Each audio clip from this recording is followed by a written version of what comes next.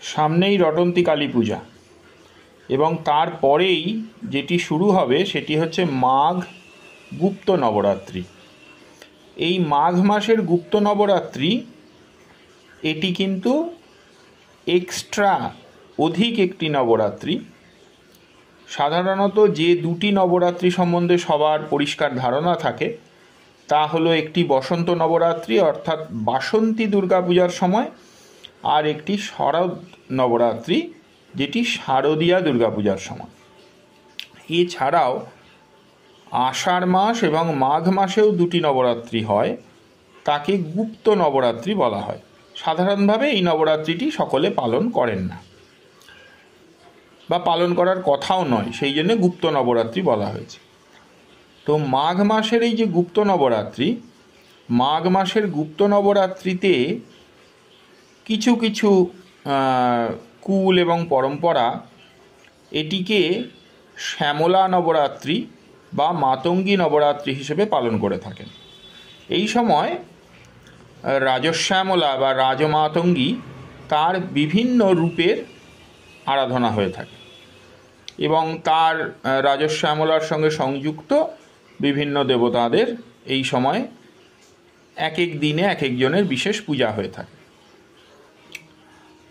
এই রাজশ্যামলার নবরাত্রির মধ্যেই পঞ্চমীর দিনে কিন্তু সারা ভারতবর্ষে সরস্বতী পূজার একটি চল আছে।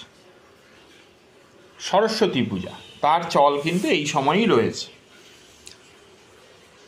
আবার এই মাঘ নবরাত্রির দ্বিতীয়ার দিনে অনেকে বাগবাদিনী বা বাগীশ্বরীর পূজা করে থাকেন। এই বাগীশ্বরীকেও কিন্তু এই রাজশ্যামলার একজন অঙ্গদেবতা হিসেবে মান্য করা হয়। আবার নকুলী বাগীশ্বরী, এই নকুলী বাগীশ্বরী অতি উগ্র একজন দেবী। এই নকুলী বাগীশ্বরীরও এই সময় সাধনা হয়ে থাকে বা পূজা হয়ে থাকে। এছাড়াও লঘু শ্যামলা ইত্যাদি ইত্যাদি আরও অনেক রকমের মূর্তি আছে যা মাতঙ্গীর সঙ্গে সম্পর্কিত, তারও এই সময় বিশেষ পূজা ইত্যাদি হয়। তো শ্যামলা, মাতঙ্গী, সরস্বতী, বাগবাদিনী এই সবই কিন্তু কোনো না কোনোভাবে কিছুটা বাক এর সঙ্গে জড়িত। কাজেই মাঘ মাসের এই যে গুপ্ত নবরাত্রি, তার সঙ্গে বাক শক্তির উজ্জীবনের একটি সংযোগ রয়েছে। যেমন এখানে এমনও দেখা যায় যে এই সময়েই কিন্তু তেলিখানায় যে নীল সরস্বতীর বিগ্রহ তেলিখানা শ্মশানে, সেই নীল সরস্বতীর পূজাও কিন্তু এই সময় হয়ে থাকে। তিনিও বাক। এবার পরা, পশ্যন্তী, মধ্যমা ইত্যাদি ভেদে বাকের বিভিন্ন স্তর আছে, কিন্তু বাক শক্তির একটি আরাধনা এই মাঘ মাসে এর গুরুত্ব কিন্তু আবশ্যিকভাবে রয়েছে।